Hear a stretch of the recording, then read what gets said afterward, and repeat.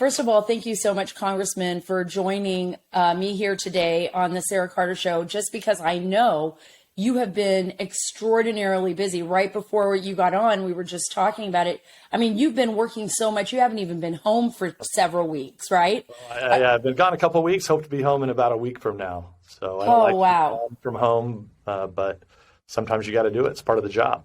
That's absolutely true. And part of that job is this new spending bill, right? And the possibility is looming that there will be a government closure. Can you tell us where we're at on that and what's happening? There's a series of things happening here in the swamp that I think a lot of people don't realize that are all kind of cascading all at one time. So on Thursday of this week, September 30th, the government runs out of money.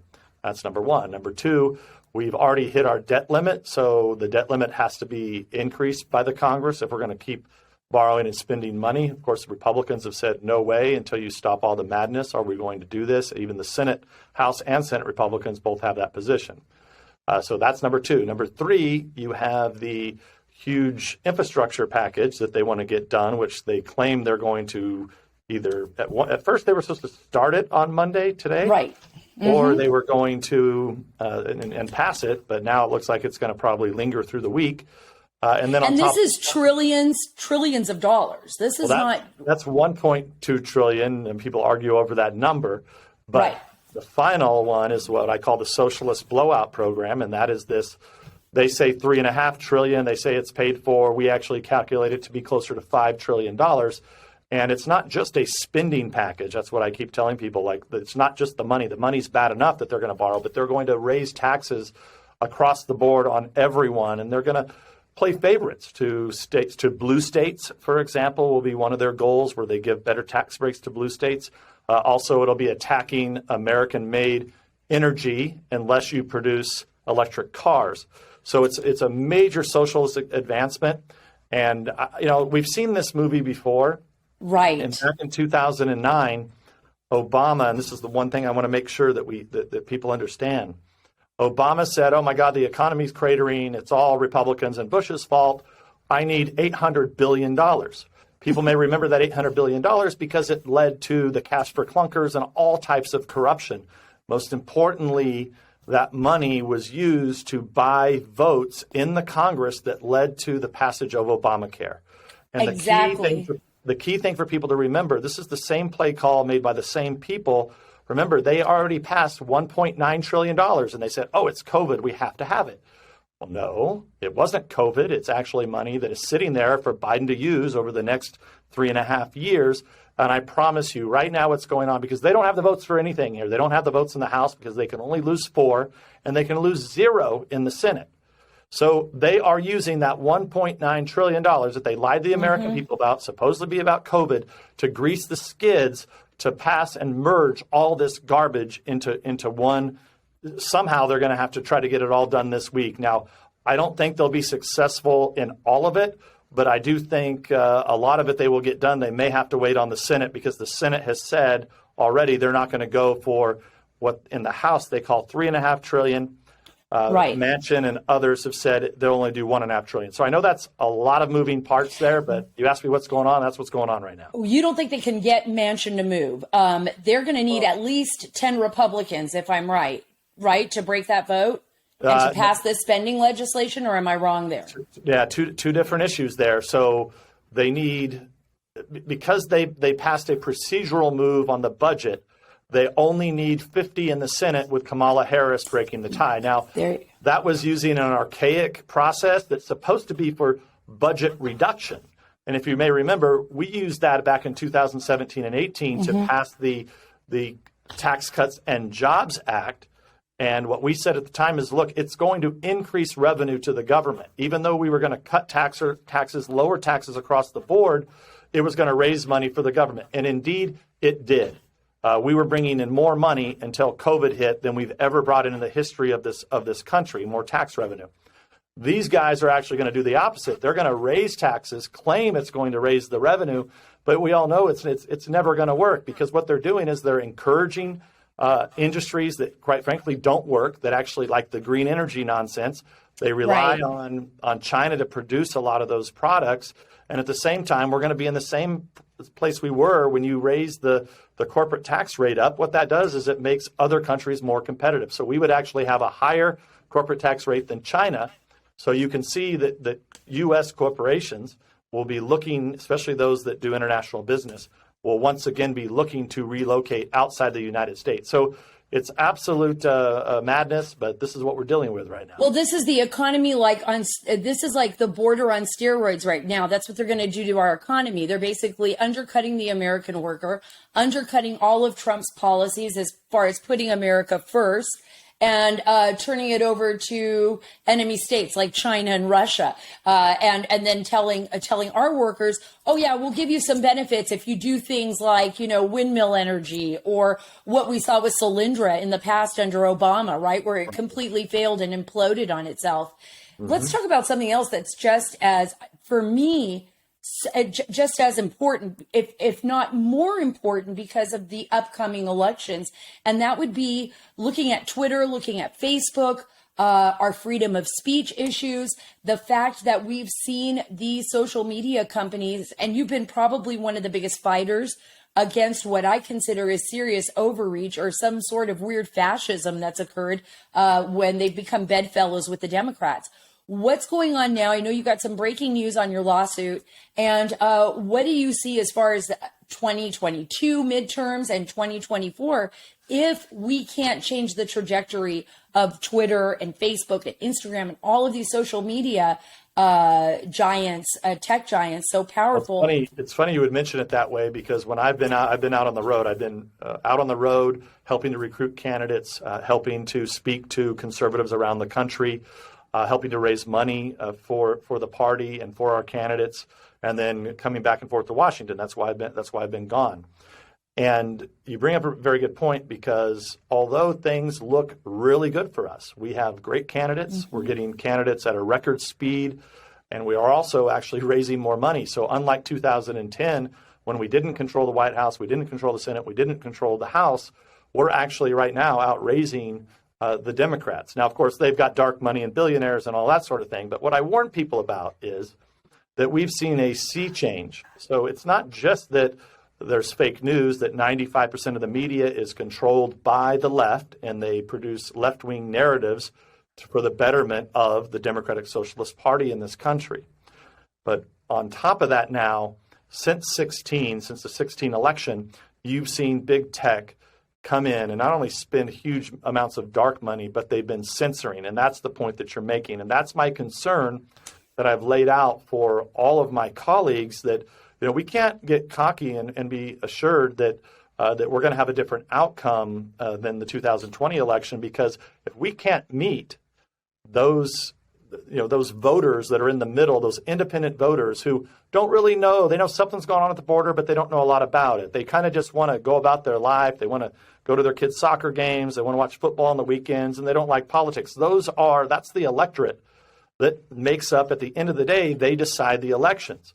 Well, what Facebook, Google, YouTube, Twitter, what they're all doing is they decide what gets promoted and what doesn't, and what actually gets censored. The best example of that is the Hunter Biden laptop from hell that disappeared. The story came out, New York Post, but nobody could find it on social media. And if you posted it somewhere there, it got taken down immediately. So this is a neo-Marxist party that's being funded by a bunch of oligarchs, these tech oligarchs. They're tech tyrants.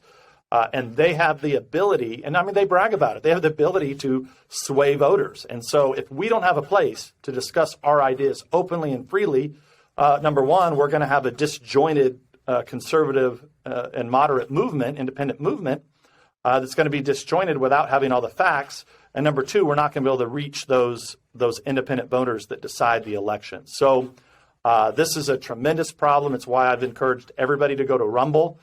Because it's a video platform. It's critical, it's working, it's growing. Then, of course, Parler, which got nuked after January 6th, even though if they were actually telling the truth, they should have taken Facebook and all those off the internet, because Parler had nothing to do with what happened with the riots that happened at the Capitol on January 6th. But they destroyed that platform, even though nearly 20 million of us were on it.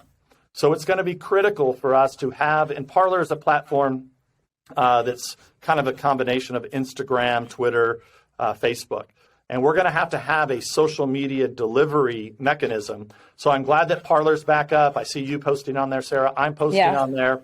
But they had to build back from scratch because Bezos and Amazon decided to shut off their servers after the January 6th riot. So they destroyed that company. So anyway, every time I get the chance, thanks for asking, I want to make sure that people understand how critical it is for us to get back on and exclusively use these platforms that are not going to censor us. I absolutely agree with you. And it's so tough. It's so tough, Congressman, because so many people are like, yeah, I want to use them, but I don't feel like I'm getting the word out. I don't feel like they're as user friendly. And I'm saying, look, we have to start somewhere. Right. We have to start somewhere because you can't be under the control of Twitter, Facebook, and all these social media giants. And you brought up, this neo-Marxist movement. That's what really worries me. What really worries me is that in Congress, and I know, you have been battling this, Senator Blackburn has been after him, Tom Cotton and so many others on the Senate side. And then on the congressional side, it's Jim Jordan, everybody else is talking about this, and Andy Biggs. But these companies kind of run with impunity. They don't really have anyone holding them accountable. Speaking of which, that's how Durham just finally prosecuted someone, and we all know is Sussman, the attorney for Hillary Clinton. They were all, and still, I think a good majority of them have been operating with impunity as well. I mean, They lose their jobs, but they're making millions of dollars as contributors on CNBC or NBC or MSNBC or CNN. Or in some cases, they actually get hired by these big tech companies. That's it. And Lisa Page, right? Lisa Page. All of the FBI officials and DOJ officials that were involved in the Russia hoax, Russia Gate, seem to somehow land on their feet and actually get better jobs and make more money. So, look, I'm glad that Durham has done what he's done. My biggest concern now, and I said this yesterday on Maria Bartiromo's Fox News show, Sunday Morning Futures yesterday, I said this very clearly, that the number one thing people need to be talking about out there, if you care about getting to the bottom of the Russia hoax and holding people accountable, is to make sure, if you have a Republican senator or Republican House member, that you're weighing in to make sure that this investigation doesn't get shut down. Because we know by what the Attorney General, the goofy arguments that he's been making in court, whether it's on eviction moratorium notices or on the border issues, this is a political hack. He's very, very dangerous, and I'm sure he's doing everything he can to shut down the Durham investigation. So we got to make sure, even though we don't control anything here, we have to make sure that Republican officials around this country are all weighing in to make sure Durham doesn't get shut down, or else he's never going to get to finish his investigation. Do you feel beyond the core group that was focused, like with you, with everybody on the congressional side and those on the Senate side, even like Senator Lindsey Graham, who were focused on what was happening with the Russia scandal, which I think is probably one of the biggest modern political scandals in our nation's history. I think that when people look back 100 years, 50 years from now, they're going to discover so many more things that never even went public, right?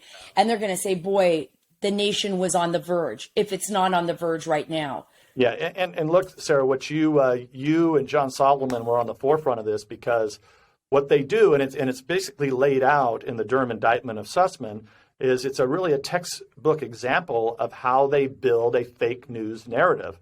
They create a controversy that's fake and phony. They have a bunch of news stories sprinkled around that they created by fake news reporters, and then they were feeding them, in this case, into our own government, so that all of a sudden it makes it look real. Oh, my God, Trump must have something to do with Russia, and they got so far out of whack that they actually opened an investigation during a presidential campaign on completely made-up, phony nonsense. And that's which really is what the we Durham, would go to jail for. We would Right. go to jail for that. You and I would, but they don't. They're making millions of dollars. Right. I think They're that's all- why the American people are so angry. Exactly, Congressman. and that's why I said, for those of you who care, that are out there watching or listening to this right now, call your congressman, Republican, because Democrats aren't going to listen. And if you have a Republican senator, Republican congressman, call them and say, make sure that this Durham investigation does not get shut down, or else And look, there's much larger ramifications here for the Department of Justice and the FBI. If Durham doesn't get to conclude and doesn't hold these guys accountable and bring them to justice, you're going to have generations, not just one generation. You're going to have, and that's to your point, as history goes forward, you're going to see the credibility, as if it can't sink any farther. Right. It will sink farther if this investigation is shut down in terms of what the American people think and how much they trust the Department of Justice and the FBI and other government agencies for that matter. I agree with you wholeheartedly. Before I let you go, I want to get to the border really quick. You're the ranking member on the House Intelligence Committee. I thought you did an incredible job as the chairman of that committee. I look at the border. I've been here in Del Rio for the past week. I've been on the border for the past 6 months. Mm-hmm. What, in your assessment, is the biggest national security threats we are facing? And how do you assess what is happening here on the border? Because fundamentally, I'm seeing an administration that is changing our country in so many fundamental ways that it's damaging it. And I feel irreparably. I just feel that there's something going on here that we are not seeing. And I don't know if you have an assessment of what's happening. You and I were down at the border right. just a few months ago at the McAllen border crossing. And, it's clear now that, they tried to do another fake news narrative on this Haitian issue. And they released some video of some planes taking off, supposedly taking them, back to Haiti, I guess. And then what ultimately comes out is, no, in fact, almost all of them are now out in the United States somewhere. Right. Nobody knows where the hell they're at. And it's totally unacceptable. So, you're talking about my estimations are we're going to let 3 million people into this country this year. And it's completely out of control. Oh. And at the same time, they stopped building the border wall. And it's totally ridiculous that we're having to deal with this. And the only thing that it really leads one to believe is that this, because they just lie about it all the time. They lie what's happening, because Trump basically right. at it, for the most part, the illegal immigration was narrowed down to people that were trying to get in this country to do really bad things, drug cartels, drugs, that sort of thing. But people knew they weren't under Trump. You weren't just going to be able to bring some kids, claim asylum, right. And get in because it was the Remain in Mexico policy. So they're basically, this is like the Baghdad Bob administration. This is like Baghdad Bob is in every nook and cranny of the Biden administration, and they just lie and they say things that aren't true. So because of that, the only thing that you can surmise from it is that they're trying to change the electorate in this country. They're just trying to let everybody in because they know 5 years, 10 years, 15 years, 20 years from now, they're going to fit into their category of their cult-like madness about white supremacy. Hey, you're this color, you're that, you're this letter. You're clearly a socialist Democrat like us, so make sure you and your kids vote with us. So that's what they're trying to do here. There's no other explanation for it as to, because it's so dangerous, right? I mean, they get out there and tell us, you all got to be vaccinated. Like today, Biden's getting his booster shot, right? And even though they lied about that a few weeks ago, and they're telling everybody, if you don't get a vaccine, you're not going to be able to get a job in this country. And then they're telling you, wear a mask when, we catch them time and time and time again. When they don't want to wear a mask, they don't wear a mask, right? When Pelosi wants to get her hair cut, she doesn't have to wear a mask. When other people Vice President Kamala Harris, same thing. Kamala Harris, the Obama birthday super spreader event. You got the freak show comedian Steve Colbert dancing with Senate Leader Chuck Schumer. I've seen Pelosi numerous times here in the Capitol not wearing a mask. When at the same time, this is all theater. It's all for show. And so you're ruining the respect that American people have in this country for even the most basic things that you think would not be politicized, and that is for health care in this country and people who in government work in health care. Now people are losing complete trust in the entire package because you're letting all these people cross the border, and they admitted everybody just got through over the weekend or over the last week, these Haitians, they weren't vaccinated and they weren't tested for COVID. That's absolutely true. That's absolutely true. Even why I was sitting here speaking with you, and I know I'm going to let you go, I was getting pinged by Border Patrol agents left and right wondering what's happening now, what is breaking right now as I'm talking to you, Congressman, about what's going on. I guess, it's so gut-wrenching, and so many American people have come up to me. I know they must do it to you too. You're very recognizable, and they say, what can we do, Sara? How do we change this? How can they feel powerless. Yeah. What can you say to the American people? Every day it happens to me, especially when I'm on the road. People come up to me and they raise many of these issues, but specifically these issues of the mandatory vaccines. Right. And and this is really troubling because this is not following the science. This is following their own political science. Right. So, we know, for example, if you've had COVID, especially if you had a very serious case of COVID, there's no evidence that there's any breakthroughs that I've seen. I'm sure there's one or two here or there. But for the most part, if you had COVID, people aren't getting it again. Yet, people who have had the vaccine are clearly getting it. And the other thing that I tell everybody about, because the Chinese are responsible for this virus, you have to take it seriously because people are dying. Right. And the key is you got to get to your doctor immediately and make sure that you insist on getting immediate therapeutic treatment, as soon as possible. I can't stress it enough. It drives me crazy because so many doctors that I work with that I know that have been advising me through this. Because in another role that I have, Sarah, I'm the ranking member, top Republican on the Intelligence Committee, but I'm also the top Republican on the Healthcare Committee.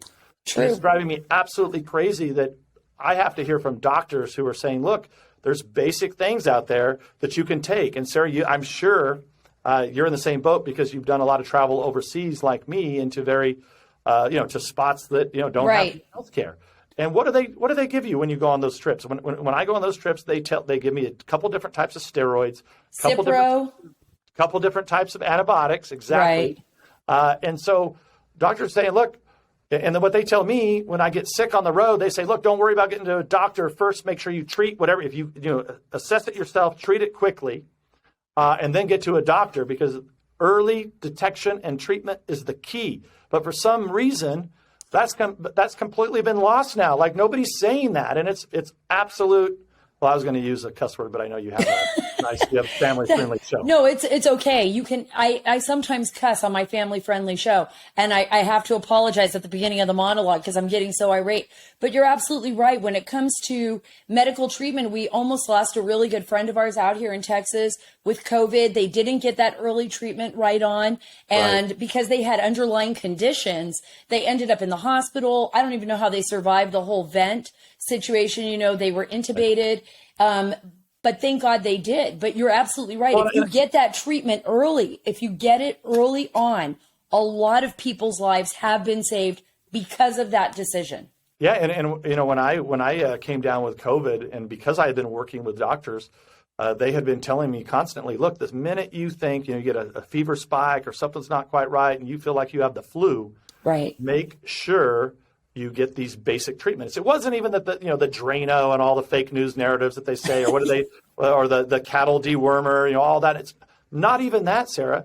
Just the basic stuff that, as a congressman and you as a journalist, I know when you have these to-go packs that they pack up, and a lot of members in our military and intelligence, when you travel overseas, this is what you do. So why not have these basic medications that would do so much good that doctors are saying do good? Instead, you got Biden looking like a fool today, getting his booster vaccine that the FDA, is really questioning at best. I know they did approve it for supposedly 65 and over, but none of this is making, any sense at all. And in the meantime, as we speak, people continue to contract this Delta variant. They're getting very, very sick, and they're not getting treated. And by the time, you get into this day 3, 4, 5, 6, 7, that's when it hits rock bottom. You have pneumonia, and you're in the hospital. And that's like it. you, I've lost, a lot of people that I know who didn't get treated early. So it's just so wrong. It's a tragedy. It is a tragedy because I feel like this is the decade of disinformation, or what we have seen over the last 5 to 6 years is a constant disinformation campaign that we are all fighting against. And it's so bizarre and it's so different, but it almost feels like, it's warfare. I call it information warfare, and it's information warfare on every level. And I don't know if you watch this, if you post on YouTube or not, because I don't click on YouTube. Yeah, me neither. Just what we're talking about right here, if this was to go onto YouTube or Facebook or Instagram, I know what they'll do. They will put it in there like these, either they'll take it down, or they'll put in like this bogus, COVID-19 warning, to get the facts, go to CDC. Right. It doesn't matter what we say. We could say, the doctors are amazing. They've healed. It's just because we're saying it, they're going to put a COVID notice on it. They won't even listen to us. They'll just put a COVID notice on it. It's a disinformation warfare from the beginning to end. And I'm telling you, without people like you, Congressman, representing us and fighting for justice, we would literally be on the verge of losing this nation, I believe. Well, as I said, I know you're gonna wrap this up, and I started to say this earlier, but I wanted to make sure your audience understands this. That back in those dark days of 16 and early 17, if you didn't go for the Russia hoax completely and agree to write fake news stories, and if you just at all even asked any questions, you were basically relegated to as being a crazy person. And you, John Solomon, really were the first reporters to actually step up and say, no, we're going to call BS on this. We're going to challenge it. And I think at the beginning there, I was probably running 250, maybe 500 stories to one, right? Right. You were. You were. It would just be, that Nunes must be a secret Russian agent. And then boom, boom, boom, boom, boom. There'd be hundreds of those stories. And then, you and John would write a story like, no, there's actually no evidence of this, of any of this Russia hoax stuff. And so, look, that's why you have a great fan base. And that's why, anytime you want me on your podcast, I'll be glad to come on. I thank you for coming on this podcast. It's very rudimentary. I just moved into my home. I moved to the great state of Texas. I know you're fighting the fight in California, and that's where you should be. I have a lot of family there. I grew up there when I was very young. It's a beautiful state. It's an important state. It's filled with so many wonderful people. I'm always with Steve Hilton all the time. I'm backing Steve on the fight too. I know he has a great podcast focused on California. And, I just tell you, there is nothing more heartbreaking than watching what's happening in California, watching what's happening across our country, and just knowing that really for everyone out there that's listening to this, listen to what Congressman Nunes is saying. Listen to what he's saying when he tells you you need to speak up. We have important elections coming up. We need to go to Rumble, not to YouTube, go to Rumble, go to Parler, start using these alternative means so that we can communicate with one another. Thank you so much, Congressman, for being on the show. I know I took up a lot of your time, but thank you. I'm so grateful. Always a pleasure. Yeah, you too. And good luck with that spending bill. I'm going to keep watch on that. It's going to be an interesting week.